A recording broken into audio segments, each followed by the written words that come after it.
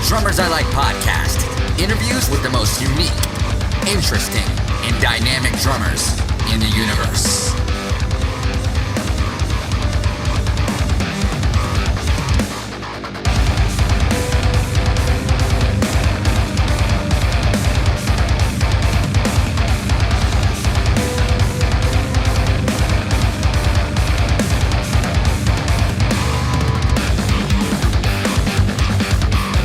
Still the widest reaching. I stream a lot on Twitch just because I found the community over there is extremely positive, and it doesn't have as big a reach. And if you're starting out on there, you've got to get to a point where you are a partner with Twitch, which means like an average of 75 viewers, which, believe it or not, is actually quite hard. You'd like every stream that you do, probably yeah. Just to get to 75 consistently. I mean, last night I hit 73 average viewers with the most people I've ever had on a stream. So it takes a while to get there. But when you do, you get priority on their servers for viewing on phone and that kind of thing. Otherwise, occasionally someone will be tuning into your stream and it'll be just a black screen, which is quite annoying. So you'll just use like your personal and the Tesseract socials to market that you're doing that, right? Yeah, what me and Dan, what we do is we'll use the Tesseract stories, because we don't want to post something on the wall anymore, because I think those things we try and reserve for tour announcements and actual Tesseract videos and things. Whereas we're like, hey, I'm in my pajamas playing drums, do you want to come and watch? That's not going to be necessary tomorrow. So it's we put that up, and then that's where everyone's at anyways. It seems like all the engagement is. I'd be curious, and I'm speaking from the position of all I do is this all day, is paid advertising. How much it would cost you just to run an ad and say at like $10 a day, and running it like 2 days before your stream, just to all one campaign audience set, like going all towards people that already know you, that aren't essentially able to see your posts all the time just because of the aggregation of everybody else they're following, right? And then people that are just giant Tesseract fans that have not found their way into the world of social yet, but that are still online, like searching on Google or on web pages, on Facebook, just dicking around. Like, hey, it's probably worth it. I bet there's a good opportunity for you that you should try it sometime. Yeah, I mean, you have to get that viewership on Twitch maybe up higher, because you're investing in buying the subscribers that come in, and see what the incentive could be. Because then you get picked on Twitch in the long run, right? You become a partner? Definitely. Yeah. I mean, right now, myself and Dan are affiliates, which means that we, I think we get a higher priority than just normal people. I see. Normal people, that's a terrible thing to say, but you know what I mean. Fucking normies. Yeah, normies. People that maybe haven't got as much of a following is probably a better way of saying it.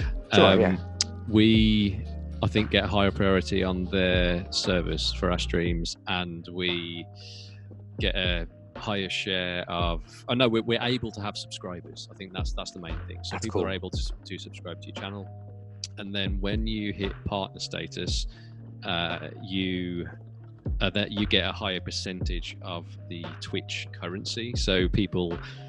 They tip, they put these things called bits down, where they'll cheer in your stream, their name will appear in your stream, and you can have a little tip jar and things like that. And like it's just a way chats. Super chats. It's just a way to be. It's a way to engage, and it's a way for them to appear on your stream and that kind of thing. And Twitch gets a share of that money, and you get a share of that money. But it's just fun engagement at the end of the day, and it's a good way to. It's crazy though. Make a bit of money. It fucked me up to be able to watch it go through one the other day, for free. Yeah, that's the thing. I mean, you can just go online and watch it so much free. money to see you play that in front of me. Like, I would pay $150 for a live ticket to see you just play through one, to see you play through one with Dan. Like, to have you know what I mean? It's like it's incredible what you can kind of do, because you're at a point now with Tesseract that you're not like. We've been in a band for like 5 years. You've been a band for like 15 plus years at this point, coming on it, right? I think it's been a band for 15 years, and one is coming up on its 10-year anniversary, which is crazy. Yeah, and it's what's fucking crazy is how relevant that album is right now. Like if you wrote that album and put it out now, people would be like, oh, she's a game changer. There it is, game changer. That's like, cool to hear. Yeah, you know, because it plays really strong. But my point is, with these services and your ability to do that, it creates this giant new realm that people might say, oh, music is dead, like the old times are gone, it's not the way it used to be. No, I actually think it's getting better, because there's this new opportunity for you to be in the same room with your favorite band and your favorite drummer. And then after that, you guys can go play Resident Evil together. Oh yeah. I'd say music is definitely not dead. Music is saturated more than it's ever been, but with that comes, like, there's a load of opportunity, because there are smart people in every realm doing all these cool things, and platforms like Twitch exist where you can go, and I mean Facebook Live as well. You know, you can go live on Facebook, go live on Instagram. You can multi-stream as well. So Twitch don't allow it, but you can do Facebook and YouTube, and what's that other one? Is it called Switch or something like that? There's another one. Anyway, I can't remember. I don't know. Mixer. There you go. Mixer, that's it. You can do that one. And if you've got an iRig and a cable, you can go live on your phone and on Instagram. So you can have like four places at the same time going live to your whole audience. And Omni approach. It's crazy. It's crazy. Yes. And you can get this great audio coming in with a couple of devices. Granted, it's taken me 9 months to realize what those devices are and get them. That's the game too, figuring out how to break into it, right? Yeah, it's been a long and kind of pricey road, but it's replaced all other spending in my life, for want of a better way of saying it. Like you're putting into your love too. You know, it's your baby. This is your life. This is your career. So the investment pays off, right? And I can imagine after a year, if you continue just putting the time, I could be wrong, you might have already exceeded your ROI, but you'll make all that money back. And it won't be in like, it probably won't require you to have to tour as heavily as most bands would need to make a return on their music, when you're able to stay at home, comfy, develop deeper relationships. And I'm watching conspiracy theorists on YouTube make $1,000 in 10 minutes to talk about, like, did you hear what he said when he said the fifth word on that speech that he gave? You see, he said this, and then he did this, and it ties into that. And while he's talking about all this stuff, so some guy in a basement in Arizona is making $1,000 an hour to talk about all this stuff. It's crazy. It is crazy. And I don't mean it in a bad way, and I don't mean it in a negative way. I mean it as like it's what that means for the type of opportunities in music. Yeah, and to be honest, the more the deeper the niche. If you're targeting, maybe not targeting, if you're interested in a specific area, which, to be fair, like, if you're very good at the kind of genre of music that, like, Tesseract is, if you're very good and you've got your own take on it, you've found a niche. You know, you've got an audience on there. If you go live online and you start to develop confidence in doing that, there are going to be people that are going to tune in, and you're going to be able to turn that into a career. And especially right now, like, it's only become something for me and Dan in the last year. Danny's Tesseract singer, by the way, for anyone that doesn't know. It's only become something in the last year for us. But before that, I knew of Twitch as a platform exclusively for people to go and watch people play computer games, which seemed totally bizarre. You know, why? And people are making so much money on there. How are they making money? What's happening? What are emotes, and what are bits, and what are all these things? But you dive into it and you start to realize, oh wow, like, yeah, you can actually make some money doing this. And there are a lot of people here, and there are a lot of people, like you were saying a minute ago, that perhaps had my kind of opinion, didn't really consider it a place to go to watch musicians do this, but there are a growing community of musicians on there as well. It's just a lot of fun. It's really cool, and I enjoy it a lot. That is really, I'd seen it one time before you, and it was gosh, I can't remember his name, but he'll just play drum covers of like Zelda songs, and he'll go, all right, in today's episode I'm going to play Zelda, but every time, or no, he did like an old Led Zeppelin song. And every 8 bars or 12 bars, the BPM went up like 20. So he's like, all right, next change. Where it was every time he went, I think it was an old Led Zeppelin song, but every time he did some certain specific part, it would speed up tremendously. And by the end of a song, he's like, oh my God, like freaking out on camera. You can, and it's hilarious. It's hilarious. And I'm watching money coming in. Yeah. He's just living on it. I mean, you look at all his videos, millions of views. He's just drum covers. Just drum covers. Just drum covers. You can making a living off of it. Like which is crazy.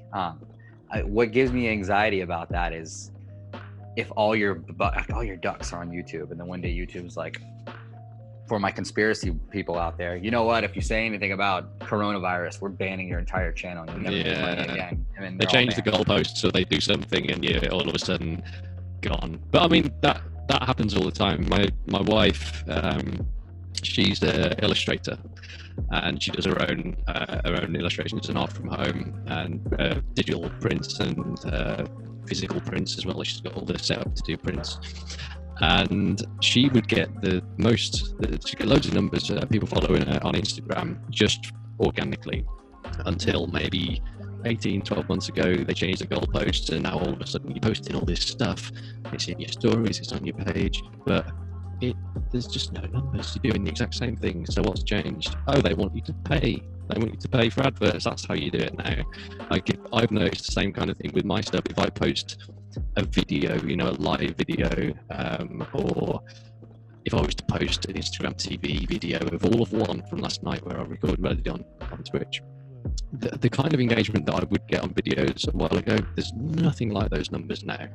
You're right. You've got to pay for it, or you've got to tick a load of the boxes that are their current algorithm settings to really get it to show. It's bizarre. I don't know what they are now, and it's kind of confusing. So I'm just going for the go live now and enjoy it approach. So because my business, I'm an advertising agency. And I'm probably doing anywhere from $1,500 to $3,000 in spend a day between all my clients. And before I get into it, though, I'm noticing, I don't know if it's the mic or not, but I'm hearing a lot of crack. Your side is real crackly. Is it really? It might be. It's got to be a connection thing, it sounds like. Is it my face touching the microphone if I do that? That's what I thought at first, but it sounds more like... take your head back and talk. It's still doing it. Yeah, the audio is cracking. Like the bit audio bits. Something about it.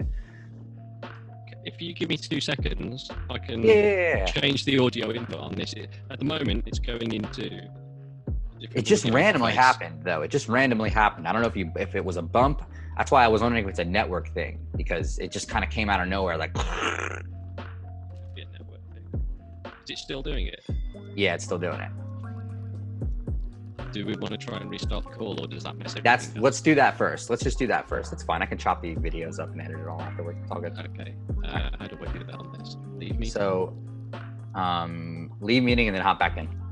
Just go to that email link I sent you. Check 2.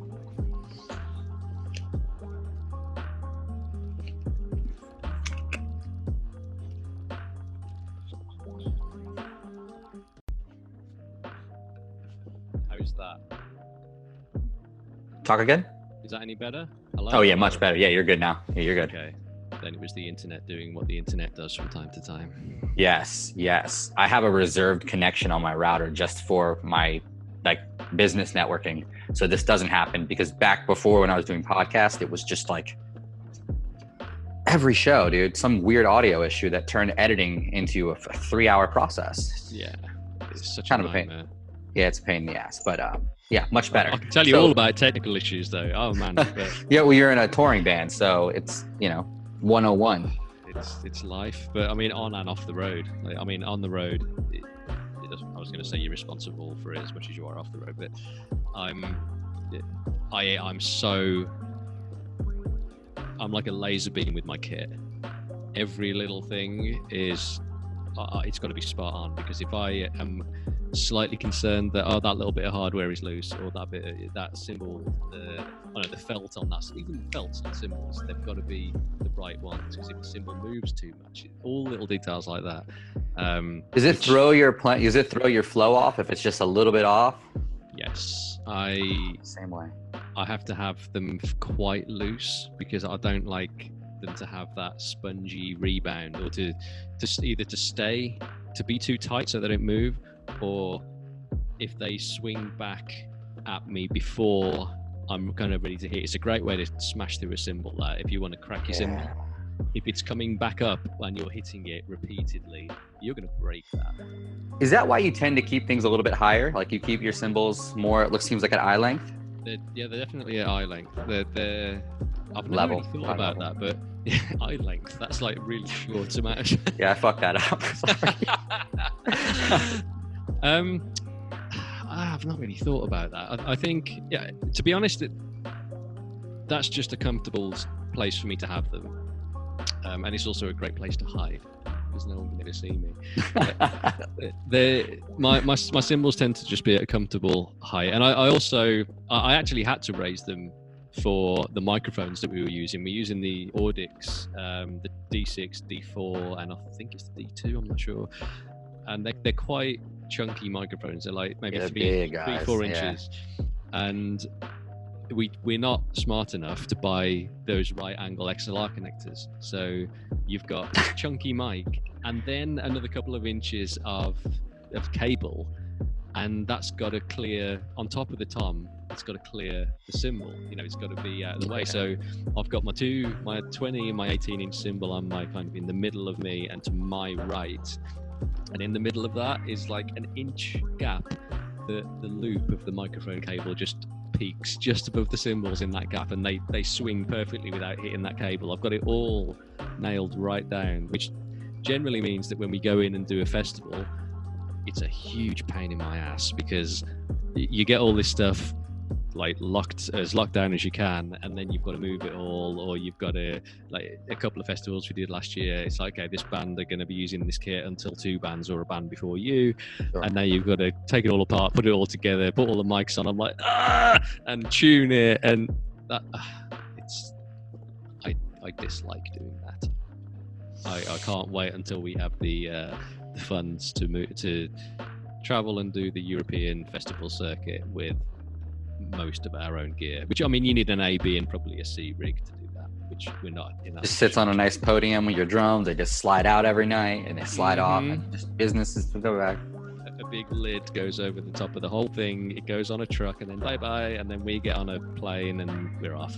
But no, it's not quite there yet. But you'll get there. We're getting there. We're getting there. Yeah. One day at a time. Well, one album at a time. Hey, man, I think it's cool that when I was watching that one live stream last week, I was the dipshit in there saying, you have an April 2.0 or something like that. I was saying you had a 2.0 version of April. And you're like, what are you talking about? And it was the one when you guys used to have, was his name Billy? What was his name? He used to play bass in Sky's Airplane, and he had a very small stint as this Elliot, yes. You guys did a different version of April with Elliot. Yes. Where you changed the intro, where you didn't have the doom. There was that little pause right before Dan started singing. It's a little bit different. Because you have like this signature fill that you're doing there. It's always, it's that air drumming fill that you do as a listener. Yeah. And it's not in the Elliot version. It's not in the Elliot version. The version on one. Yeah. That part. It's not like that in the Elliot version. It's a little bit different. You are correct. The version on one is different as well to the version that we do live. So live, the version on one has got this section in the middle where there's no vocals and there's loads of like splashy cymbal-y stack. Yep. Oh yes. We scrapped that live. Because you can't remember all those hi-hat notes? Well, we were doing it for ages. Like, I used to enjoy doing it, and I actually remember years ago. Do you know the band Textures? Yes. So Tesseract were supporting Textures on a couple of UK shows, and Steph, the drummer from the Textures, Steph Brock's fantastic drummer. I took a lot of inspiration from him. He's a really, really good drummer, and he was stood next to my dad during our performance. I think we're in Luton in the UK, it's like a little town, and during that bit, he was like grooving super hard, and he turned around to my dad. He went, "This is wicked! I love this bit." And we're like, "That's really cool." Like, one of my favorite drummers is saying something really neat about me. And my dad obviously told me, because we were young, you know, we hadn't really done that many shows. So my dad told me at the end of that show, he was like, yeah, that Steph was like really jamming to that. You really like that. And I used to really dig playing that thing. But then I think around the time that Elliot was in the band, probably when we wrote the second version of it, we kind of scrapped that for a more chilled vibe. And Sure. almost completely forgot about it. Like we haven't played that section live for ages. We've kind of do a more chilled ride hi-hat thing.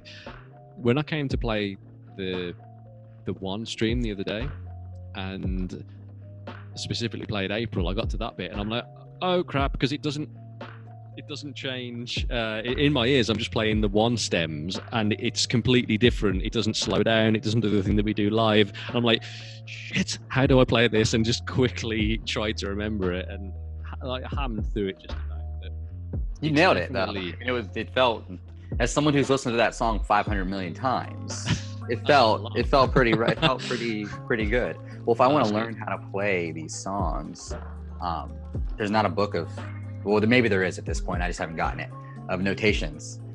But I'm a very much visual learner. So even to this day, when I was trying to learn, not saying that I can actually play Nocturne, but I can play through it. And one of the hardest parts is just the alternating ghost notes on the hi-hat.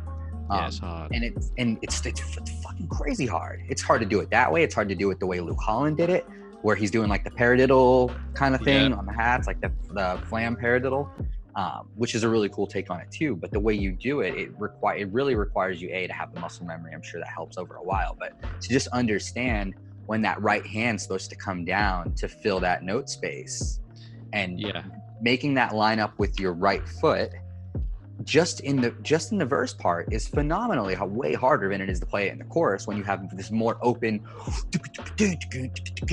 like it's just a much different thing. And to this day, I have to watch you play it every time just to wrap my head around the muscle memory or the movements at least of you playing it. And watching you play through one, I was just screen capping. Okay, he does it like that. Screen cap, he's doing it like that. Okay, cool. That's okay, interesting. cool.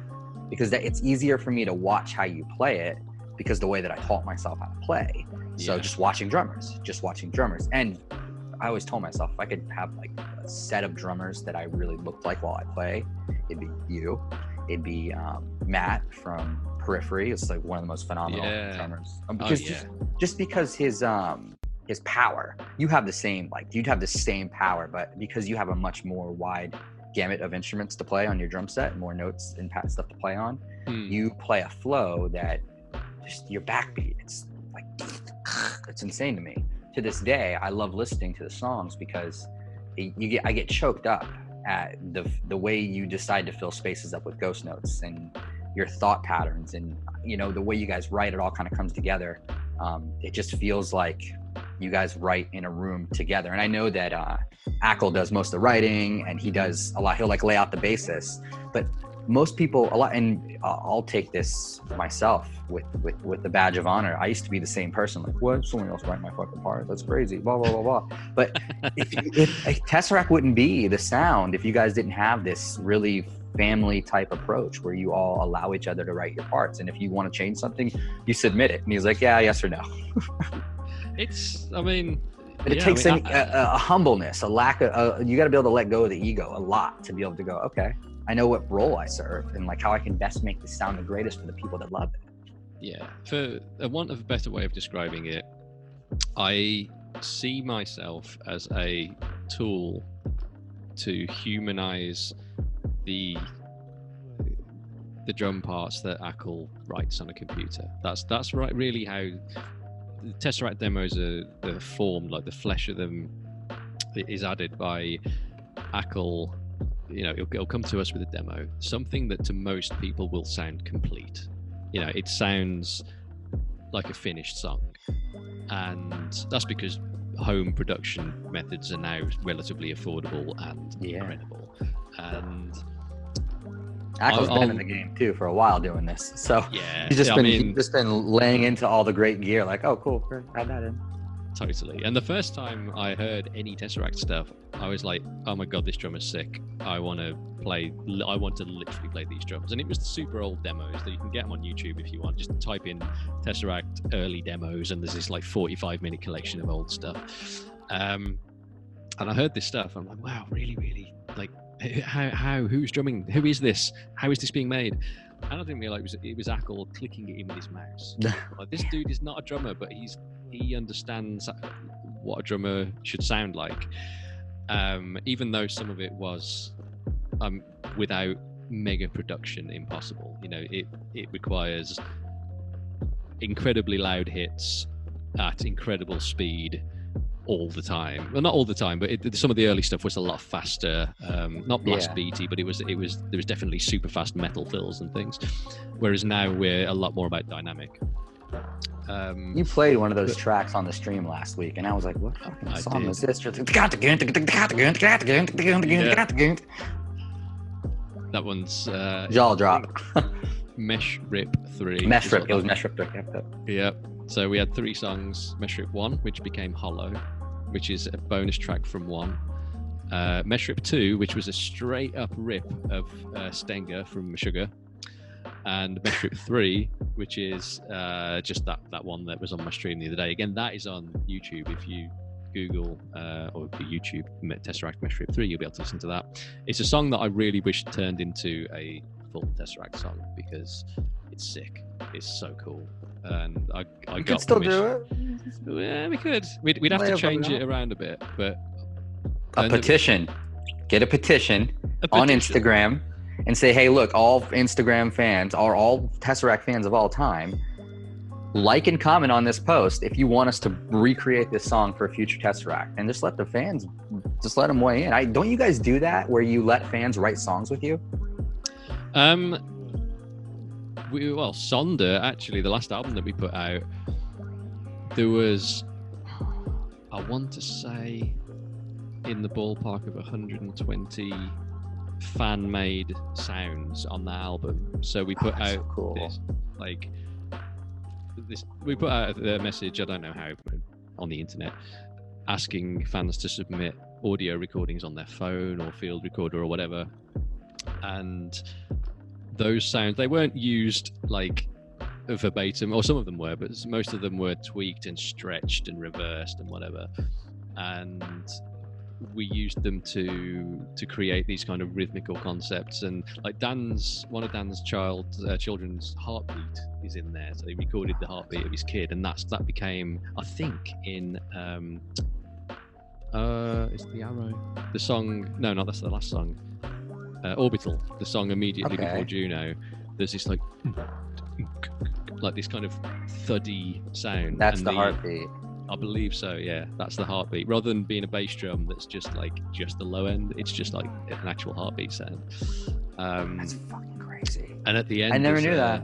There's the sound of it's the grandfather of one of our fans reading it's either a love letter or a poem to them in Arabic, and it's really crushed, and it's just in the background of the whole outro of the Arrow. And there's all these things in there, but we wanted to make it more of a community thing where we do involve our fans because they've enabled us to get to this stage.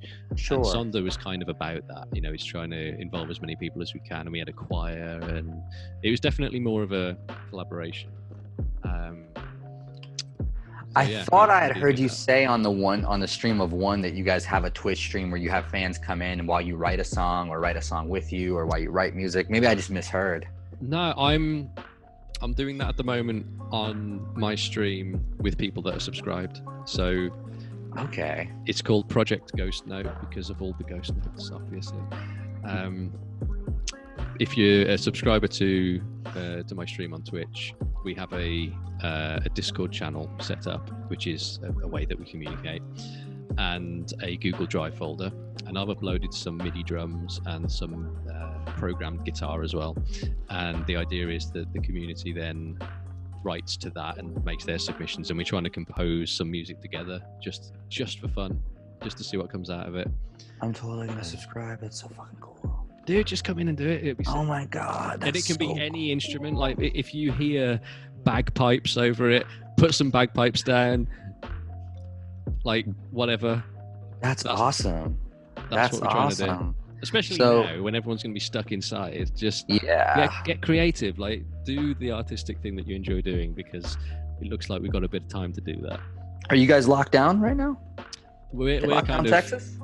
No, but we're trying to get ahead of that because we've got no interest in. I mean, we've got plenty of food and it's fine. Just trying. I mean, to be honest, if I'm being totally honest, the day to day for me has not changed at all. I'm juggling and streaming, and we walk the dogs once a day. And the only thing that's changed is that we're not going to the grocery store every 3 days. We're going like once every 2 weeks or something. Yeah, that's right. It's crazy.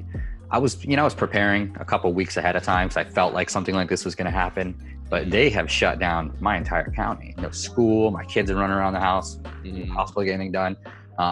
They've shut down non-essential businesses like bars, gyms, stuff like that. So we're like feeling the real effect. And I think it's probably because Los Angeles has all the cases or whatever. But they're fun. I'm just going to say it. Don't ban me, YouTube. But I'm pretty sure there's like way more diseases killing people right now. They never lock it down like this.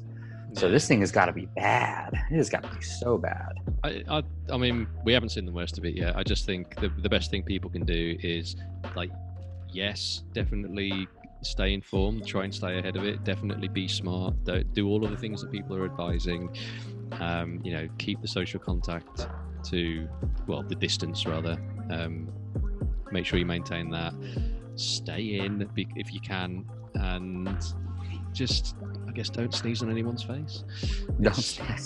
Don't go outside and breathe because apparently it's airborne. Oh, great.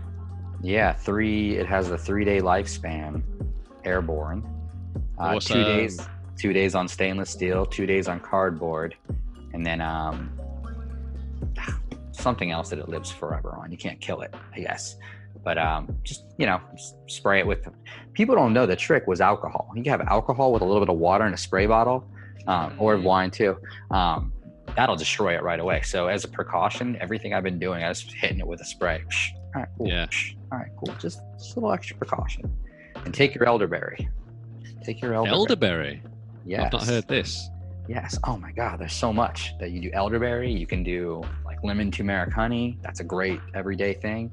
I do Himalayan salt with lemon and alkaline water every morning, 12 ounces of it. I know about alkaline water, but this is all new. Thing.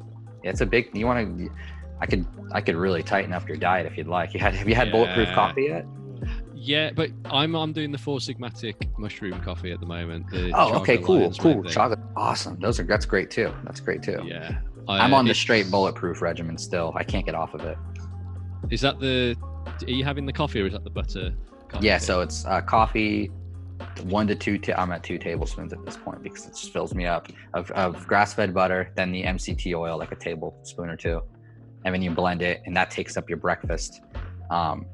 People that say that they drink that bulletproof coffee though, and they go from like, if you drink it at 7, you're like, oh, I don't need till 1 o'clock. I think you're a fucking liar because I am starving at 11.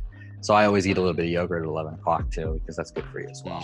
You have to get the gut biome working for you all day and not have all that bad fat and bad stuff in there that most bagels and all the other shit that most people eat for breakfast just gets in the way of. I touch very little bread. If I'm being honest, I'm not a massive carb guy anyway. I'm definitely not like keto, although I did try that about this time last impossible. Year. It's impossible. It's super hard. It's very difficult. Me and my wife were doing it, and I didn't really need to lose weight, but there's a lot of beer that gets drank onto her, and I got a bit of a pudge, and I thought, I'll just do this.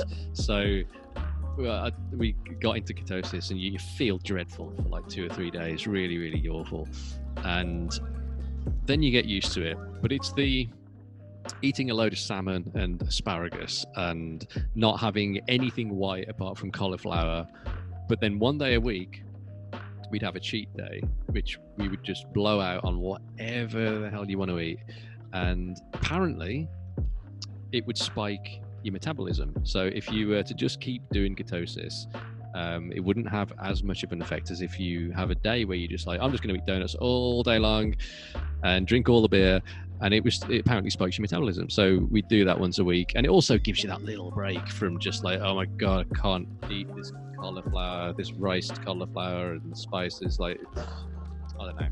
You get sick of it. Oof. And I have a 5-year-old, and he's super picky. So trying to like cook these really healthy, which we always cook pretty healthy. I've gotten pretty locked into grilled chicken, barbecue chicken, every variant of like a chicken approach, where I feel like he's had 5 different meals, but I've really just given him grilled chicken 5 days a week. But for some reason, I can't get away from rice. I'm going to eat rice for the rest of my life. So my carb issue is always rice. I'm always eating a lot of rice, but I eat good rice, jasmine rice. And nice. Then just a lot. I do eat a lot of chicken in my house. A lot of chicken, rice, eggs. We do a lot of eggs too. But well, we're talking about food now. Yeah, I know. Kind of getting me hungry. Just talking about it. Yeah. But yeah, that going back to what I'd said is at night I'll do a serving of elderberry, and then I'll do a shot of apple cider vinegar, and that has been tremendous for my immune system. Yeah, I mean, your sleep is ridiculous. I have a hard enough time going into REM sleep without like ripping 10 bongs before bed. So having the elderberry and the apple cider vinegar really just locks the sleep time in. I have a hard time sleeping. So it's convenient. It's convenient. It really gets your system kind of moving straight. So it's get your elderberry, but you got to get on Amazon. Okay. Get on Amazon because you get a good price, and then you can find like good versions of it. It's really hard to find like a potent version in the store that didn't sit on a shelf for a year, because most people don't understand the value of that supplement, and they don't take it. So most of it just goes bad. Get your elderberry. Nice. Get your elderberry. But, kind of dialing back into drum stuff and music. I could actually go down that rabbit hole super far I could too. It's probably too, because how old are you now? 35, about to be 36. Oh, cool. So I just turned 32, and I feel like as you get into your 30s, like you really start caring about the way you feel, because you feel everything. Yes, for sure. I never used to feel anything, but now I have. I mean, every day I'm on Paul Stamets' Host Defense, the 17 different types of mushroom mycelium. That's great. Immune support thing. I have these Onnit pills. The Alpha I take them too.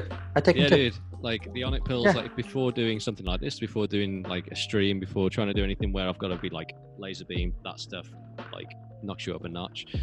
I have a stack for you. I'll send you the ingredients. It takes a little bit of building, but a lot of the stuff in Onnit, along with a couple other really cool things I found. I'll just throw it out there, but that Alex Jones, you ever heard Alex Jones, conspiracy guy? He has a whole line of products. Well, if you do the research, the people that manufacture most of the Onnit stuff, he white labels for InfoWars.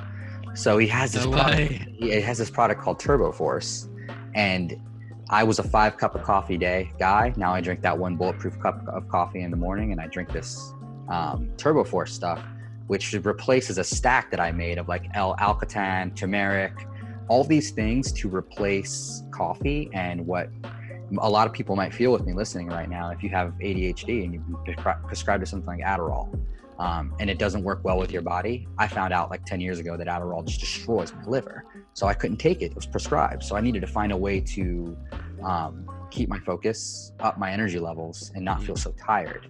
I also have a low heart rate, like 48 is my resting most of the time. So I get tired. I'm like about to fall asleep. So this little powder stuff, it's all organic, coffee berry, stuff like that. But it is crazy. It's from the same people that make the Onnit stuff that would just kind of click to my head and remind me seeing that. Because I take the Alpha Brain with it, and the Alpha Brain is just insane.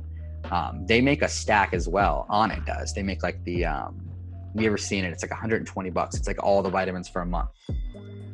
Oh, I've not seen that, no. It comes with a full month serving of Alpha Brain, of their fish oil, of all their complex B vitamins, all the other things that you would need. And I did it for 1 month. It's a game changer.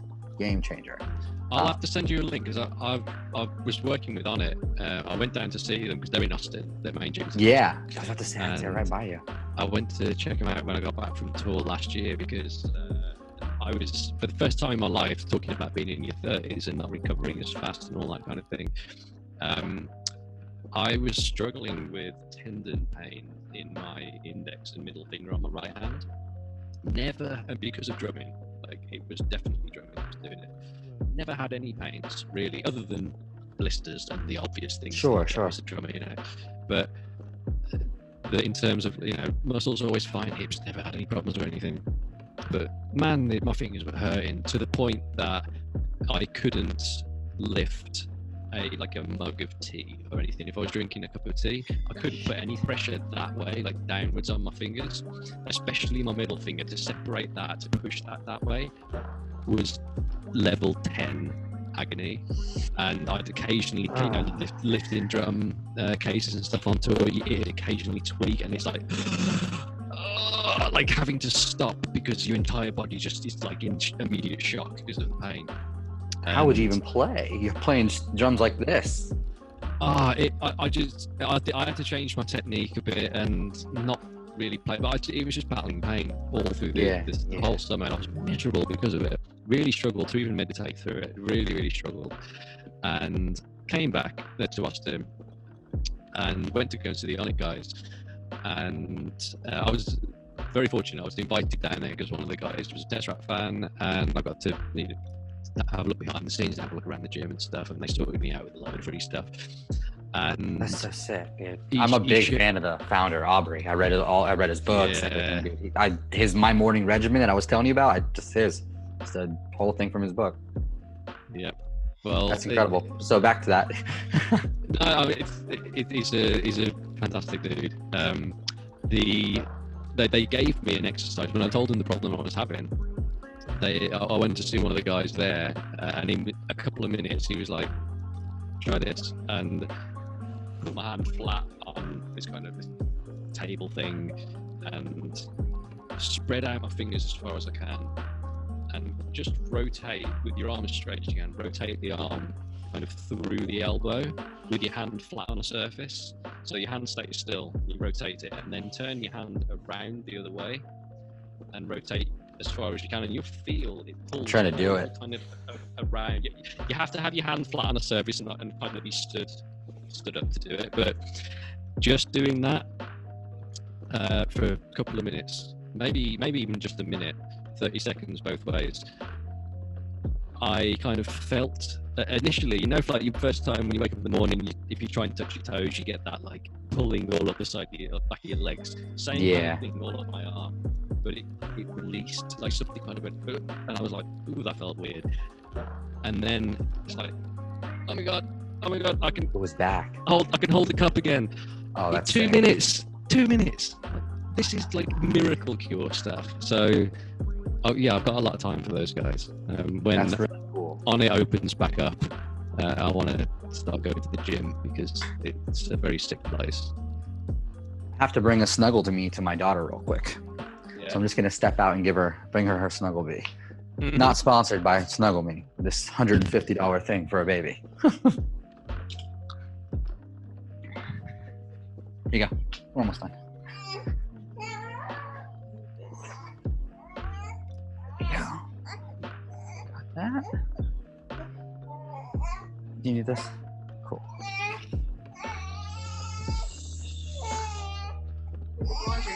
Thank you. That's great.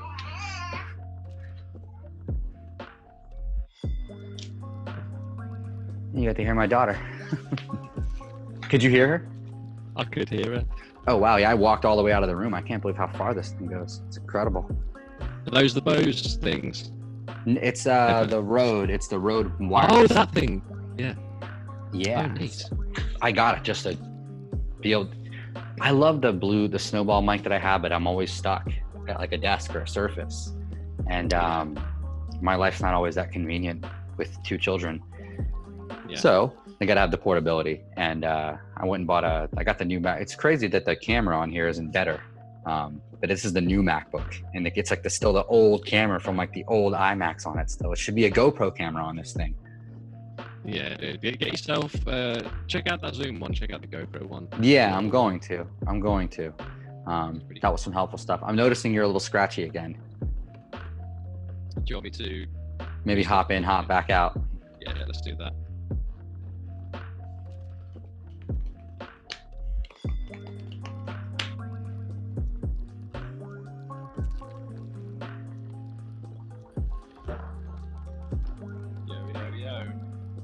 There we go. Much better. We're back. It's something. Maybe it's a Zoom thing, or that's just weird because I'm sure you've never dealt with this ever before. I've never dealt with Zoom, but randomly, very randomly, we were having a Tesseract conversation about platforms where we could get together to do a multi-person stream. Especially considering what's going on at the moment, we've had to cancel everything. We were about to go to Latin America to do a bunch of shows, and including doing one in its entirety. We can't do that anymore because of the travel restrictions, and because we also don't want to potentially contribute to the virus. Yeah, you don't. In a room that's the way you catch it. Going on an airplane. Exactly, going on airplanes and getting, for our fans, it's kind of a really shit thing for us to do right now, to ask them to get together in groups of 1,000 plus and share. It's just not a great idea. So, but you get more people can come this way too. More people can actually be involved when it's online because everyone's home. So. Exactly. So we want to be able to get together on a platform somehow and be able to stream at the same time. The issue with that though is we're all in different places in the world, not even able to get to one another. We can't get in the same room, in the rehearsal room, and stream using multiple cameras on one machine. We have to somehow figure out how to get my cameras and audio and my, me hearing what I need to hear to the other guys, and them all doing the same into one central place, and then that central place put out, somehow align all of the feeds and hope that none of it has lag or latency. It's a technical nightmare, but we're looking at Zoom, thinking it could be a way to do it. That if you solve that problem, you'll be a millionaire. Because imagine, I wish I could do that now, just so I could reconnect with my best friend back in Florida and just write some music in a room together. Be like, hey, I'm plugged in. I have a TD11 KVS, and I can plug it right in and do a lot of the cymbals. It's not as nice kit. I wish I had all that stuff, all those cymbals. It's so nice. Is that the new one too? It's the 50 just came out, right? It's the TD50 KV, so it's not the one with the massive bass drum. It's the one with the KD20 or KD14. Big enough. Doesn't fall. Doesn't move at all. Like I thought when I got this, because I had an electric kit years ago. I thought, man, I'm going to have to put this thing up against a wall or something, because I know that those old ones, you'd be kicking and then you move in. This thing, it's as heavy as a kick drum. Like, it stays in place. That's awesome. The kit being the size that it is, it's still smaller than an acoustic kit, obviously, because it's an electric kit. You don't have to have the tom depth or the bass drum depth for kind of sonic preference, but the sizes of these drums, I've got a 14-inch snare, which makes it feel like you're playing a snare drum, and the toms are, it's 10, 10, 12, 12, but the brack toms are pretty much the same size as I use anyway, and the floor, even being a 12-inch, is still fantastic. The ride is 18 inches for an electronic synth. It's mad. It's the closest I've come to playing to the feel of an acoustic kit behind an electric kit. Really that's what I was gonna ask next. Is watching you play it, you look very comfy. Like it does feel. It looks like you feel like you're on your real set, and it's so hard for me to get into the cymbals sometimes because what you were talking about earlier. That rebound is much different. So now you have to find. You have to find that balance, especially you, because you're very much an articulate player. You take very much advantage of all the different notes you can get out of one ride. Yeah. So you playing with that, it was cool seeing it kind of work. You use Superior Drummer too, right? I do. When I first started streaming, I was just using the built-in Roland sounds, because there are a lot of them. There's a load of sounds built in. You can load your own sounds in if you want. I wanted to load in one of the sounds of my dog's howling, and whenever an ambulance goes by, I just record that and load it in.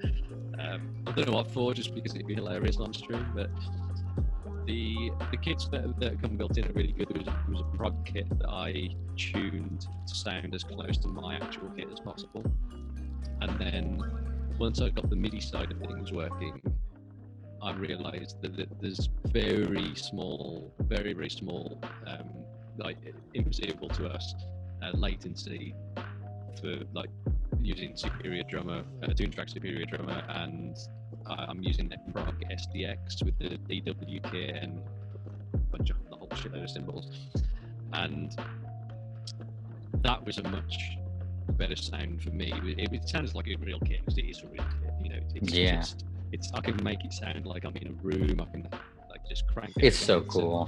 Crank that microphone that's over there in the corner and compress the shit out of it and make it, just get it to sound like the way I want my drums to actually sound. Sure.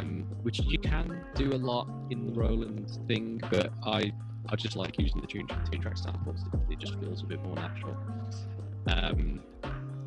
And the great thing is, the samples I'm using at the moment are actually some of the ones that we're demoing album 5 with. So Ackle kind of sent me the list of shit that he was using and the stuff that's in the current demos. So I'm kind of getting used to all these sounds as well. So that the other stuff I'm using on stream are the actual ones that are on all the current Tesseract demos that we're writing new stuff with, which is kind of neat. That's awesome. That's awesome. I'm getting that crackling noise again, but I wonder if it's like my connection.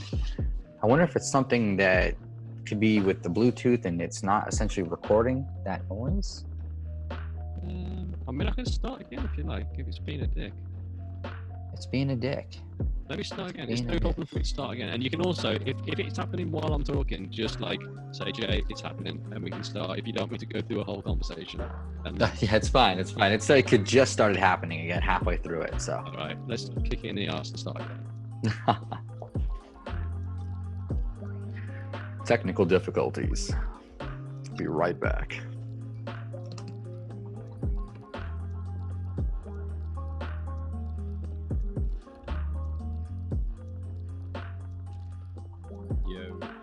Much better. We're back in action. It's so weird. Yeah, it was, right? It's bizarre. Talk again? Hello, hello, hello. Oh my god, it's doing it again. What an arse. Let me put it directly into this interface.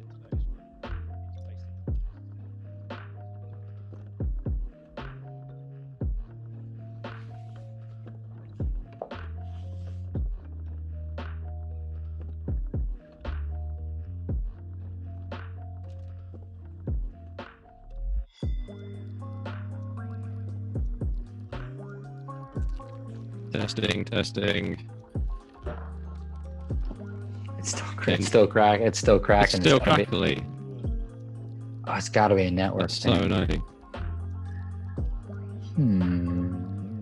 Oh, no, I heard it my end. It sounds like there's a fart on my voice. Fart. Yeah, that's it. You can hear it now. Ah, God. I've got no idea. It's got to be network. It's got to be network. Do you want me to just restart? But if you're hearing it too, are you listening to the feedback you're sending me, or is that your direct internal feedback? I just listened to. I hit record on this to test the audio and played it back, and it was like it sounded shit. So, okay, so it's on your end some way. Yeah. Let me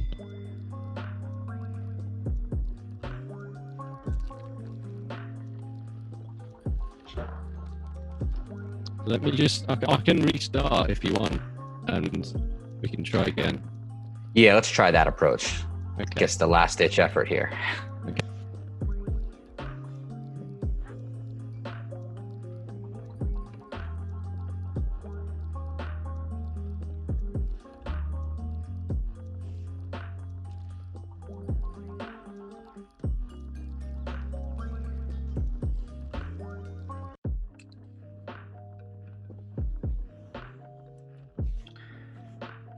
So quick update. What's up, everybody? We did not do a formal intro for the podcast, but my name is Richard Ducat. This is the Drummers I Like podcast. This is the first show in a long time. So welcome back. This is the new format. We're going video. It will change periodically. The backdrops will change periodically. I am in my room right now. Like the best representation I can get is a clean background for now. So it will change as we start to update the show, but wanted to come back now that everyone's stuck inside and we have some time to get things done. And along with this show, we'll be releasing a couple updates and letting everybody know what's been going on. But look forward to tons of new shows going forward, video shows like this, and a ton of cool stuff that's going to connect us even closer and make the Drummers I Like podcasts a bigger extension to you, as opposed to just being able to listen. And in the future, we'd like to bring fans into the chat room. I've talked about this on a couple podcasts a year ago that I put out, but now's the time. We finally have the ability to do it, the equipment to do it the way we want to do it. So this is the first show back. I'm excited, glad to have Jay, and working some technical issues out right now, but the show should be right back. I'm not going to go in and edit this, so you will be seeing this. There we go, he's back. Seeing if this is working. Oh my god, yeah, way better. Super clean, no cracks. Yeah, fuck yeah. I wonder what it was. It was just the internet being a giant dick. That's it. I'm waiting for them to just mandatory shut power all down and no internet. That's going to really suck. My internet actually died today midstream, which was really annoying. Me and Dan were streaming and it just stopped. Wow, really? Like, so maybe you're having some weird internet today. Something's going on with the... Maybe. Who was your provider? Spectrum. Yeah. They got a monopoly on the whole country. That's what I have too. So they're everywhere. it's pretty much it. Most of the time, I'll very rarely have any issues, but it shit the bed earlier. I'm like, oh, okay. Perfect timing. They sent me a thing that said, the internet, we promise the internet won't go away, or that we're not going to shut it down in so many words, which was nice. Yeah, very nice of them. Can you imagine though, if you didn't have the internet right now? Well, then apparently that's what China's like. China shut down the internet. Seriously? They shut down the internet. Yeah, they can't get online and talk to anybody, and then it's really sad what they did over there.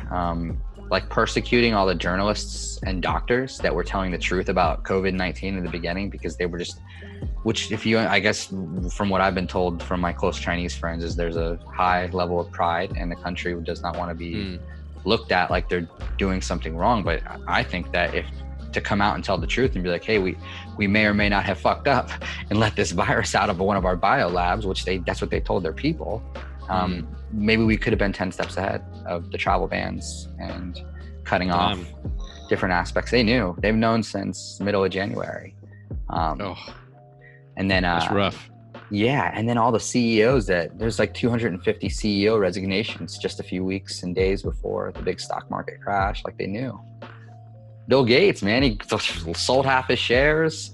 The lady from one of the biggest like war companies that they make weapons for the United States. So CEO resigns, sells half her shares, and then I've not even considered any Salesforce, LinkedIn, Google, the two founders of Google left.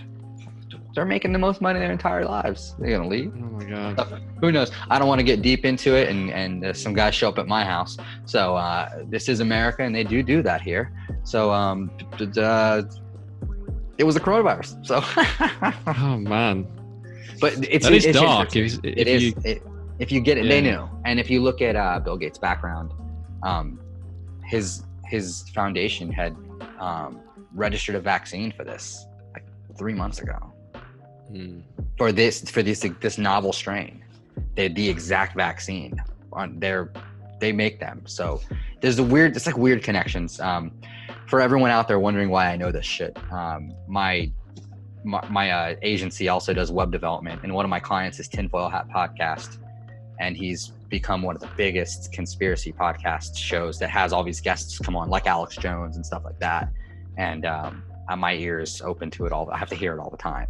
So I've heard every conspiracy theory about COVID you could think of, and there's a couple that really lay in like, wow, that makes a lot of sense. Not from the aspect of like they want to do something wrong, but some mistakes were made. They got covered up. Big deal, whatever. But the CEO thing, that's weird. Everyone just quit. It's like, it's like if the founder of Tama, Pearl, and another big drum company all quit and sold all their shares and then all the buildings exploded and all their drums and stuff went to fire, people would be questioning, why did those guys quit? All three just resigned a couple days before their companies all crashed to the ground and they lost everything, which is kind of what happened. If you look at the stock market, a year and a half worth of gains, record high gains, just like that. It's a mess. Yes. The world is definitely not okay right now. Nope. We'll get back to it though. So everyone listening that's like, oh my gosh, like this is crazy, all this bad stuff is happening. I think that a lot of countries are going to rise from this like stronger than ever. People are going to see things different and really start to care more about what their say is. Yeah, I think we'll see and know a new normal after this. And I think what people hold precious to them and think is important will be different. I think we'll probably see a lot closer. People will have deeper friendships, and I think the world will probably be a more open place. That would be a really good outcome for this, because people realize, hey, this kind of shit affects the entire world. You are not immune to it. You cannot hide from it. You know, the borders that we put up and the prejudice that some people hold and all that kind of negative bullshit, it actually means nothing when there's something that can override it as strongly as something that you can't even see. So right. If there's a silver lining on this shit cloud, it's that it could result in actually a better form of humanity. Well, look, if you, I'll preface it with this: if you turn on the news, 9 out of 10 times it's going to be all about the president and how he did all this stuff wrong today. That seems to be all that's in the news. Biased about him or not, right? I've turned on the news for the last 2 days. Not only has it only been about COVID, but people that were like, fuck this guy, I hate him, our entire life is about getting him out of office, are praising him for his response, and how he's handling, how his administration is handling things. Now, whether or not anyone listening is biased, they think he's doing right or wrong, I have no opinion on it. But to see the people that literally hated him saying, hey, like, even we can appreciate the way we're handling things, like they're coming together. They're all being friendly. So everyone is. Just that alone. MSNBC, CNN, they're all like saying Trump's doing a good job, this, that. Yeah. Whether or not he is. To not see the negative shit is cool. It's cool to not be like, today this is how we're getting him out today, because he did this 5 years ago, and 5 minutes ago he sneezed, and that sneeze was in Russia, so he's going to jail and he's out of office.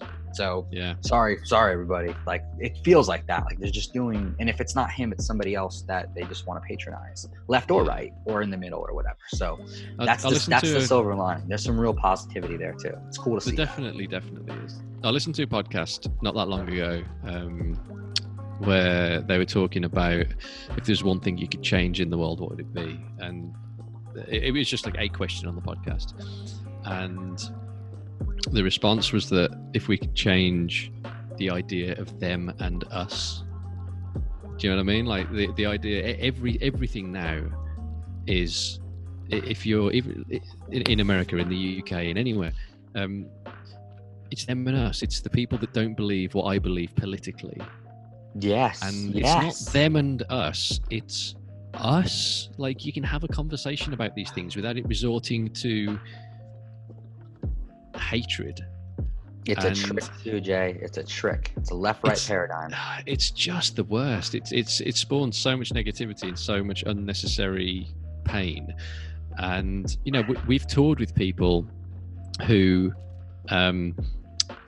only after being on the road for 2-3 weeks in a tour bus, we're drunk enough to have a conversation that touches on these points, and then people's opinions start to come out, and we've had no idea, because there's not been any idea of politics. There's no conversations of politics, no need to have conversations about these things. But then we've had some drinks and conversations have been had, and you're like, oh, you actually think completely different to me, but up until this point everything was completely fine. And only when you start having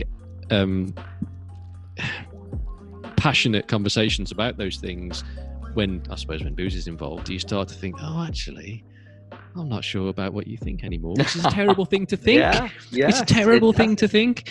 And like, if anything, I'd like to think that what's happening right now will stop people thinking like that and feeling like that, because no one's wrong. Everyone's just got an opinion. That's it. It's it's subjective. It's just like you and I like prog metal, and this guy across the street hates it and loves country music. Exactly. I don't fault him. I don't give a shit. It's the same thing. It's something subjective. That I've heard a lot of good ideologues, maybe that's the right word to say, is it's a paradigm. And if you get caught up into it, you're going to create an internal civil war with your fellow man. And who cares at the end of the day? Because I have a client that very similar, pays really well. We get along super well. Never have political chats at all. One day she gives me a USB drive with a bunch of documents I need on it. And she must have gave me the wrong one. And it just revealed her entire political outlook. And I was guilty of looking at it and be like, really? She's one of those? Oh my God, why the fuck would she? She's the coolest lady in the world. This is the most unlogical. And I had to stop myself in that thought and be like, stop. No, because you love her as a person and everything she does. Who cares what she thinks? And I have to put that metal versus country. I don't like country music. I actually do like country music because the production quality and a lot of these drummers is incredible. Incredible, yes, it's incredible. I got Jeff Reno on YouTube. He's insane. He's a country guy. Yeah. It's wild. Tangent right there. But you're right. Hopefully that does go away. And people care. I think at least it will diminish a little bit. Yeah, just a little bit. Just a little bit. Because the people just it's like a cancer, that negativity as it clouds over to where my mom will get in an argument with me because she doesn't agree politically with me. So I learned my parents. You just got to step back. Okay. And are your parents in the UK? Parents are in the UK. The rest of my family's in the UK. In fact, my sister is about to have her first child in the UK. It's due in May. She's in the last 7-8 weeks. That last trimester. Due any time then. Yeah. The last trimester. Very cool. Yeah, and you guys have a very polarizing prime minister right now, right? People are very split about Boris Johnson. Yeah. I mean, he was the mayor of London for a while. You don't have to give me your opinion by any means, but like I can see that he has the same people look at him in a lot of ways that people look at Trump and the division he creates between, I think it's the Labour Party and the Conservatives. The Conservatives, yes. Yeah. He plays a very convincing buffoon, but isn't one.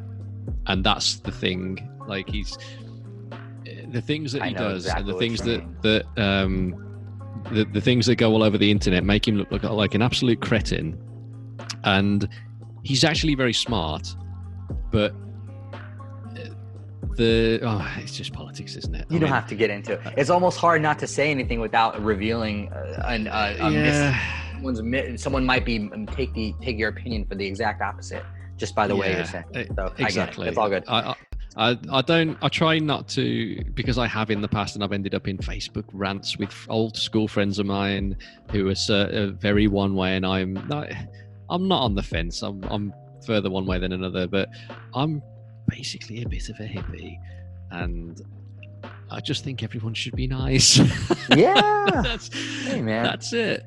You know, if you probably feel a lot way. I feel like myself an old school liberal, like a true old school liberal. You know, like I want my guns, I want my rights, but I also don't want you telling me who I can and who can get married and who can just let people just live. That's it. Let people just get along. People are going to live the way they want. Just don't be a dick. That's it. Goes across the board very well. Well, man, that is it's crazy the perspectives of both sides. I mean, you're in America now, and it's very similar, and I'm certain in very many ways. You know what I mean? Except the food is way better. The food's better here? Fuck yeah, the food's amazing here. Like everyone in the UK has got used to eating.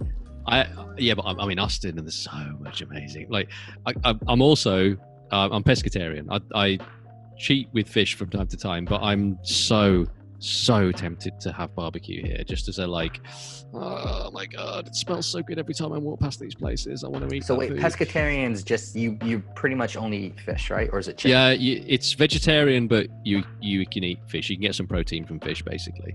Okay. Not bad. I don't know why I make that. I don't know why either, because I know it's still, if you're a veggie, like it's still a life. But for some reason my brain's like, oh, I'll eat fish, whatever. I like sushi too much. That's basically it. The food in Austin. I'm not used to like tacos, because that isn't done in the UK. There isn't a Mexican population, so there's none of that kind of food. And when they do it, it's really shit. That's my It's favorite. really Tacos are my favorite food of all time. They do tacos, amazing. Queso, like the dip, the cheese dip, amazing. That doesn't exist in the UK. You can't even get that kind of cheese. Oh. I'm having chicken tonight, or steak, or tacos, and it will also be vegetarian tacos. Yeah. So I don't want to cut off what you're getting into, because I was going to tell you how much it sucks that you don't get to have true Austin barbecue. But my wife isn't a big red meat fan. We do like occasional red meat as long as it's grass fed. But we found like a meat, like the Guardian beef. Basically, you can get it in certain markets. It's an organic, whatever it is. I don't know what it is, but it tastes just like taco meat. It tastes better, and I don't feel so bad for eating a pound of it.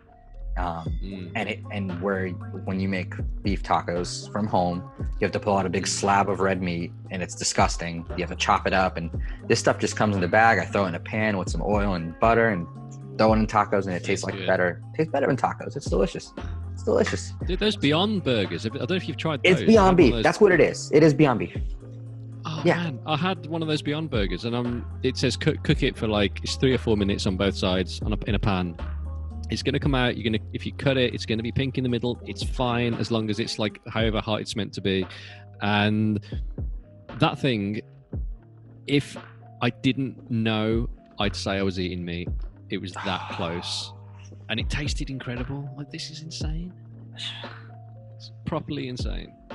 Then eat it. I recommend it. I did hear one thing though, and I don't want to burst your bubble because it's been bursting mine lately. I heard it on Rogan's podcast. In the studies they did with the rats eating this stuff, they all got stomach cancer and died. But they all just got all these diseases and stuff because for some reason the process in making it look like the beef creates some kind of chemical, or it's some kind of negative thing. I don't know. I could be completely wrong. I'm still going to make my tacos tonight, but do some research on the pea proteins and the certain ones so you make sure the ones you do eat aren't. You know what it is? Probably is all the ones they serve at like Arby's and McDonald's and stuff where you can get the Beyond Beef there. I have one of these a month maximum. Like, oh, you're fine, man. It's like eating fried chicken, but way less. Yeah. Tell you what else is amazing in Austin, and probably, well, most of America, because, okay, beer is the answer. But what we do on tour, which is a brilliant way to A, meet people, B, like just connect with fans, which kind of is the same as A, but C, get loads of beer, is we offer out guest list spaces if you bring us some delicious beer. And we connect with people on Facebook and on Instagram, whatever. We put out this thing, hey, if you want to, the 2, 3, 4 guest list spaces to tonight's show, first 2 people to respond, bring us a 6-pack of your favorite beer. And people read that and bring us a beer cooler full of all their favorite beers. They must have spent like a couple of $100 on all of this and leave us with this cooler. And we can never get through it. And we have like an area of like the bandwagon, the thing that we travel in, is just 2 or 3 of these like things stacked up, and the fridge is full of beer. There's no food in the fridge. It's just full of these amazing beers. And we get to the end of the tour and we're about to give beer away because we can't get through it. But it's always some bizarre like milk turnip stout that someone gave us that we're like, yeah, we're not going to drink. I'm going to fuck with that one. But they're like the double IPAs and the quads and all of that stuff. Like, it's so good. And I've also found it's a sport here. It is a sport in America. It is a sport. You don't wake up, or at least I don't wake up, feeling like an absolute shit if I drink a couple of really nice beers compared to drinking a shit ton of weaker beers, because I guess you're just not putting as much shit into your system. There's something about the next day that's not as bad if I have, I don't know, the local one to me is Pint House Pizza that do Electric Jellyfish Double IPA.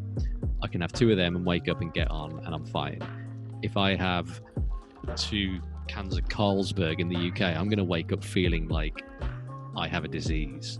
And I don't know what the difference is other than the chemicals, the things that go into the beer. It's got to be that. It is. Absolutely. And to preface that, about a year ago out here in California, I was doing all of the, I guess you would call it the legal back end for the electronics in cannabis dispensaries. And very similar to beer in cannabis, 2 or 3 things can completely just destroy you and make it like the hangover the next day. All these similar things they do in the grows. And I worked with a guy out here that's like world renowned for his strains. Well, he's also a brewer. And he said that the same approach that you would take to growing cannabis is very similar to the same approach you need to take to your beer if you want to have a product that doesn't leave you feeling like shit the next day. Because it's all in the timing. Like, you ever do a pour over coffee?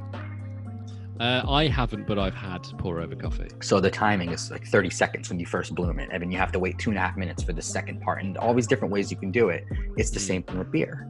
So the timing is everything, to where that there could be more of a hangover out of it.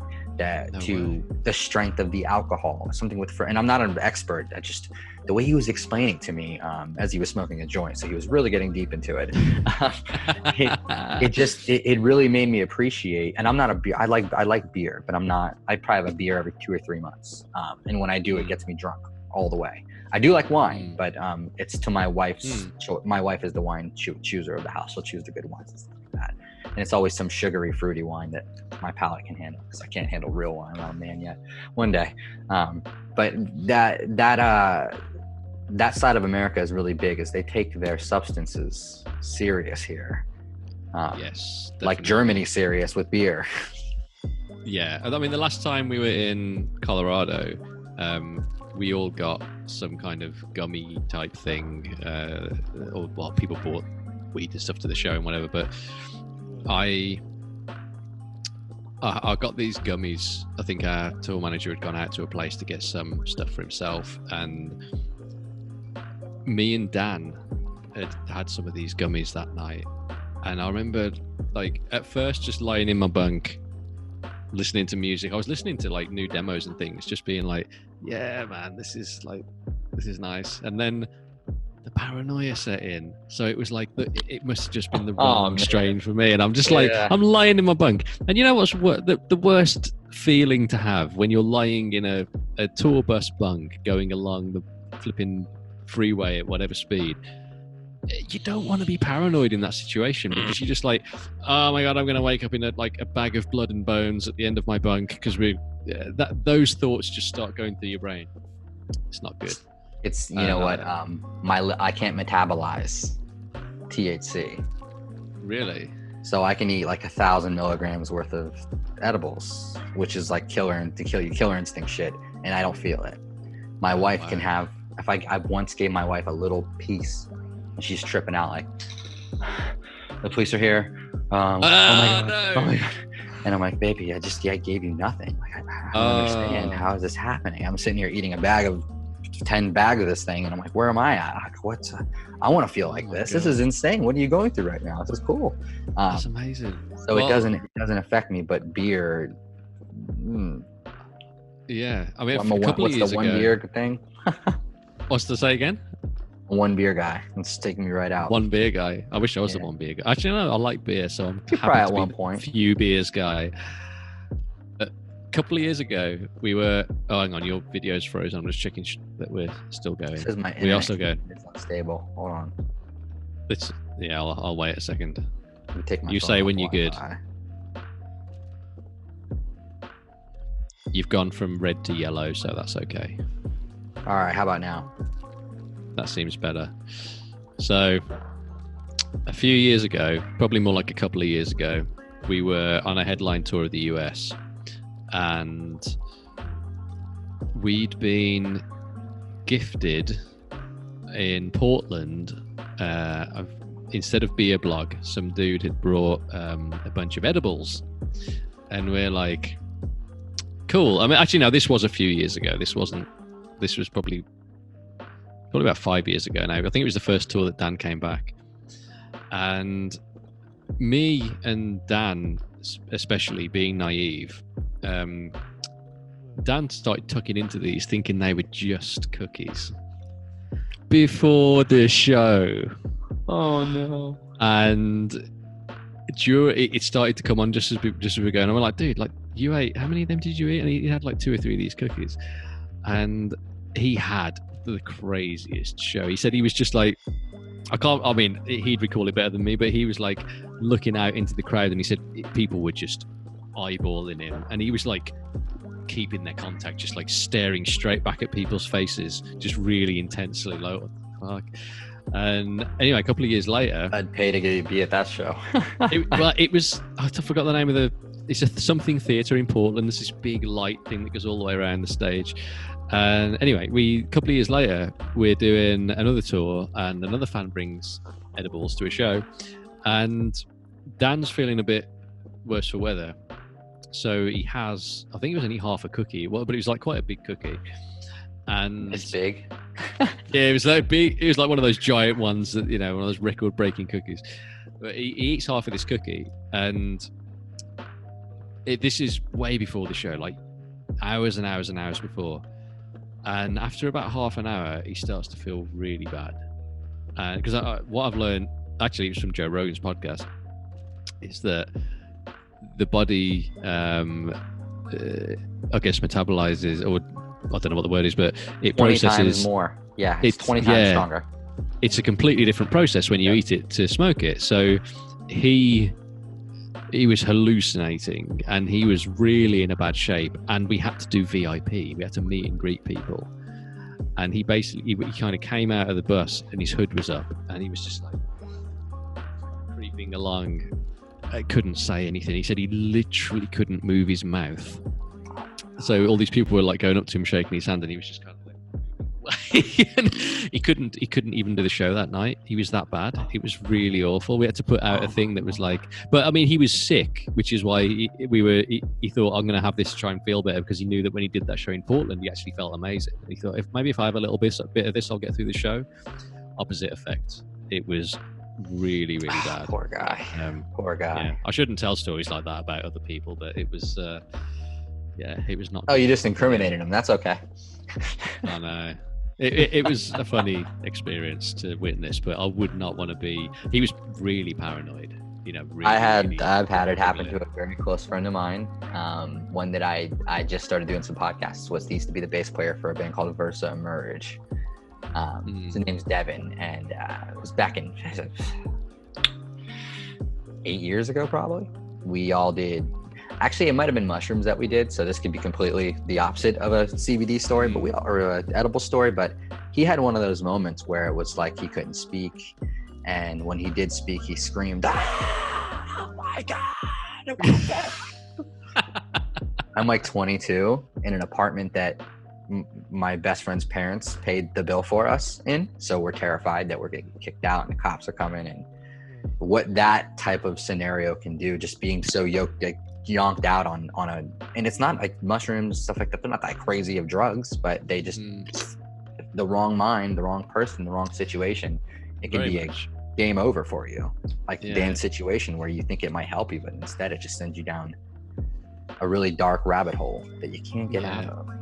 I mean, psilocybin in particular, I've had two experiences in my life. One when I was a lot younger, which was amazing, and another one in the past year. Cool. I was stuck in the UK for a bit, and I went to. I mean, I'm not endorsing the use of it, by the way. I'm just saying because it's illegal. But I was stuck in the UK for a bit, and I went to a friend's studio, and a friend of mine had grown his own. He'd cultivated it and grown it and put them in these little pills and worked out what he needed to take for it to have an effect. And I've been listening to a lot of podcasts on it, and I've read a few books on it, and I was kind of intrigued on the potential mental health benefits if you can put yourself into that state. So like basically trying to like meditate whilst on it and going inwards rather than yeah. And I kind of wanted to try and get to that state. After about an hour, we'd had a bunch of these pills, and after about an hour I was like, I just feel a bit stoned, like didn't really feel much.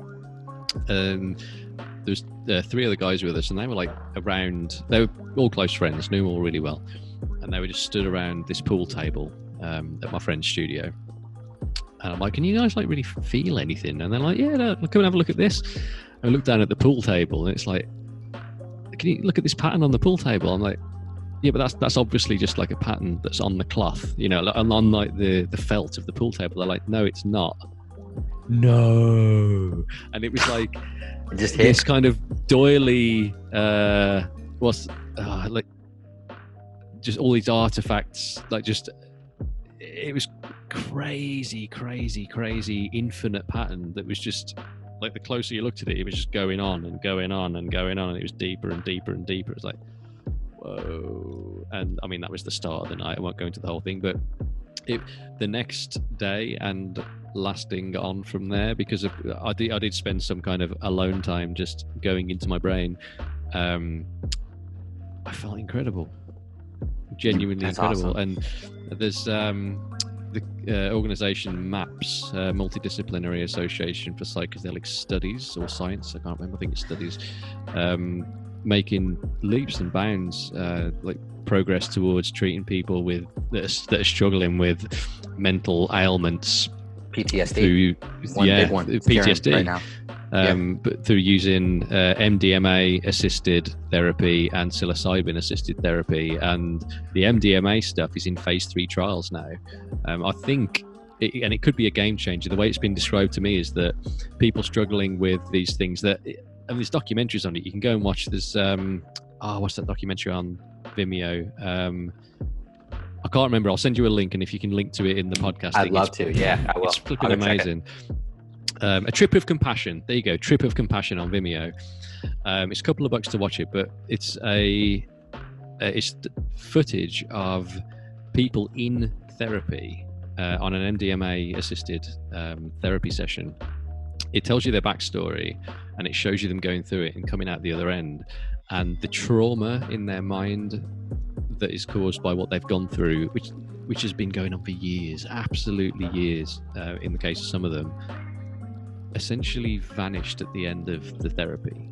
And you think, well, a couple of sessions, yeah, granted it's deep, it goes deep, these people are clearly going through something in these sessions. It's not like you take this pill and you listen to a bunch of wind chimes and you're okay. It's like a very direct approach. You're battling demons in these sessions. Mm-hmm. And they come out the other end able to live and not having suicidal thoughts and not just not thinking bad things and not constantly beating themselves up. And it's amazing to see that. And you think that these substances that are illegal for basically they're misunderstood a long time ago. This science is now prevailing or starting to prevail, and I think we'll start to see, my own opinion is that we'll start to see some different approaches to dealing with and permanently fixing some severe mental health issues in the next few years. Yeah.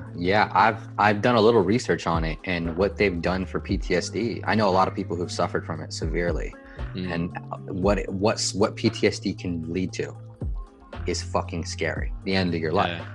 All these secondary things that are going to start happening, like weight gain, sleep apnea, like that's fucking nuts. To stop that at the root cause is insane. And I hope that information gets out, because a lot of people don't realize they have PTSD, and they have it just from, you don't have to have a gunshot in front of you. You don't have to be in a war. It could be from a life of verbal abuse that can create that PTSD, that trauma for you that you just can't get rid of. I've seen the way it can affect people. I went through my own leaps and bounds in college and getting out of some dark places that I just, from my childhood, from mushrooms, from being able to go, what you said, just to go into a room and just be in your own head, not use it as a party drug, right? Which is a lot of people get into that. I had some fun exploring the world on mushrooms, but to be able to sit and think about all your issues and detangling the headphone cable in your head, just sit down, take it all apart, analyze it, get it back straight and normal, back in working order, and walk away from the experience with that internalized, which is some people don't realize is you can go through a trip, you don't forget it. You don't forget what happened during it. You know, you might forget some crazy things and stuff that you saw, and there's that wow, but the emotion that you can take to better yourself is incredible. It's incredible. I've never done MDMA. I have no idea what it feels like. I've just done mushrooms like 15 times when I was in college. So I experienced that fun.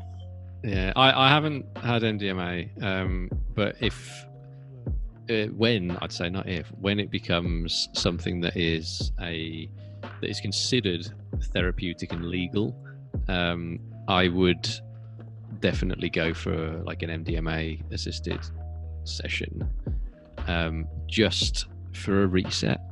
Like I think it's healthy to do these things. In fact, in Colorado last time we were there, the same day as the gummies, we went to one of those float tanks. Have you done that?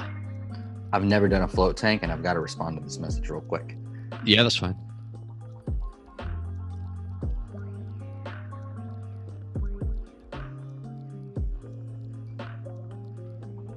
Sorry. Okay. That's good.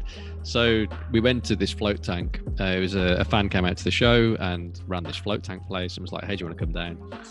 And me, James, the guitarist, the lighting guy that was with us, Mike, and Dan all went to do this. Honestly, so incredible. I've not experienced something as like profound as that. I don't know if you meditate, but I meditate. I try and do it every day. And occasionally, if I spend more than 10 minutes doing it, if I've got half an hour, I can get to a stage where I almost can't feel what I'm sat on or what I'm lying on. And in an hour in the tank, the first 10-15 minutes, you're just in the pitch black. Basically what it is, for anyone listening, you're in this tank. There's very high concentrate salt water, essentially, that you're floating on, that is the same temperature as your body. And it's also like sealed, so there's very little or no sound, and it's completely pitch black. So you've got no sense of weight, no sight, and no hearing. And it becomes very easy to focus back in on yourself. It scares the shit out of me. I can't. Oh my God, it's scary. Oh, it can feel claustrophobic. If you are like prone to claustrophobic like feeling like that, then maybe it's not great. But to shut off those senses and to just be floating, if you're in there for an hour, after not that much time, you start to see things. Definitely start to see things in the darkness. I started to hear music that was the best music I've ever heard. Someone's calling through my thing. Yeah, I can still hear you. Hold on. Let's see what's going on here. I see what's happening. Someone's trying to call me in Slack. Just 1 second. That's all right.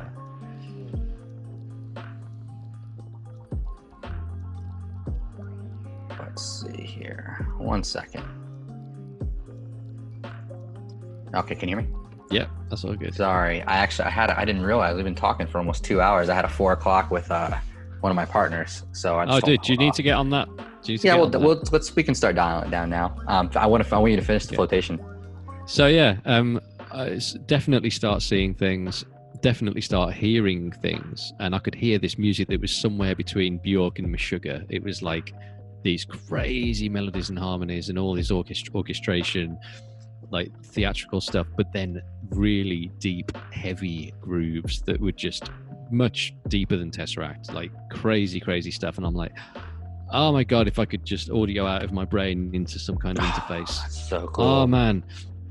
And I felt as though I was like infinitely falling forwards, just tumbling and tumbling and tumbling, no weight, nothing was scary about it. And it was just bliss for like 45 minutes, I'd say. Absolutely amazing. I'd highly recommend it to anyone that wants to feel a bit weird and relaxed for a good hour. It's about $100 to go and do it, but it's incredible. We have one here in town where I live, and I'll pick your brain about it another time, because I've definitely wanted to do it, but I have a fear of the pitch black. And it goes into, and it just dovetails into my fear of death. So that's why I'm scared to do it. Like the feeling of just blackout, no senses, feel nothing. I know it would be great. I'm going to do it one day, but I need to like talk. I have to have, someone has to just pep talk me into it. It's good, dude. It's not the upside down world. You're going to be fine. It's an incredible experience. The only thing that was a slight freak out was I was trying to get out at one point because I wanted to get a float to put under my neck, because my head kept on like bobbing back and it was uncomfortable. And there was a handle on the wall of this thing, because it's quite big, you could stand up in this thing, it's pretty big. I was pulling this thing. I'm like, that doesn't, maybe you have to push it. I'm pushing as hard as I can, and it wasn't budging. I'm like, fuck, I'm just in this thing in the dark. I can't get out. I don't know what I'm doing. I can't see a damn thing. And for like 60 seconds, I'm just like, shit. And then feel around, and right next to it, like a foot away, is the actual handle. There was just like this big handle on the wall. It was like a support, and then a slightly smaller one about a foot to the left that I'd completely missed, which was the door. But yeah, it's crazy. That right there, something like that would just, I would just, just put you off doing it. Well, I'll bring it up. We'll have to, you know what? We gotta dial this podcast down. We actually dude. Sorry, it's taking ages on the notes, but this has just been, it's been nice to just catch up. We didn't really catch up on a lot of stuff that you've been up to, but maybe we can come back and do that again. It's just been 100%. Cool to shoot the shit with you, Jay. It's been nice to catch up. It's been so long. Yeah, dude, it's been my pleasure. Yeah. So I'll have to touch base with you here soon, and like I was telling you before we started in the beginning, the idea is to take this into a group chat style and bring more people in to be able to ask some questions live, and something you're really getting into right now, have been getting into for the last year or so. So we'll have to come back and do another one and catch up again. But man, it's just been an honor to get to spend some time with you today. And glad you're not sick. Everything's going good. I'm good. Can you let everyone know how they can come watch you play through potentially one or altered states? Maybe, I don't know. Is that ever going to happen? Could we see that? Yeah. I'm still working on the last little bits of altered state and Polaris that we've never actually performed live, because that's the thing. These things are worked on for an album and then forgotten about when you never play them. Right. Everyone wants you to play the ending groove of Nocturne. You know that, right? I did that the other day. I gotta see that. I'm gonna have to see that. Yeah. So if you're interested in watching me play drums on live stream, come to twitch.tv/Jay Postones. That's where I stream at the moment every day, sometimes 2 times a day. Danny's on there as well, our singer. And I'm also available for lessons. If you want to have any one-on-one lessons, you can email jaypostonesdrums@gmail.com. And I've got a Patreon site where I'm uploading video lessons as well. Patreon.com/Jay Postones Drums. So those are the 3 main places to get me. I'm also on Instagram and Facebook and stuff, but that's where I'm putting my content at the moment. Hell yeah. Well, everybody, you've got the links, show notes. I'll have all the links down there. I'm going to touch base with you in a couple of weeks, and I'm going to make you come back on the show so we can actually talk about some drums. Yeah, we can actually discuss drums. That'd be good. We've been talking about getting high and beer and queso and stuff. Whatever. This is the reason I get caught watching a 2-hour Joe Rogan podcast. I just love shooting the shit like this, man. It makes it all worth it. So thank you for your time, and I'll be in touch, man. I'll talk to you soon. Yeah, dude. Pleasure. All right, take care.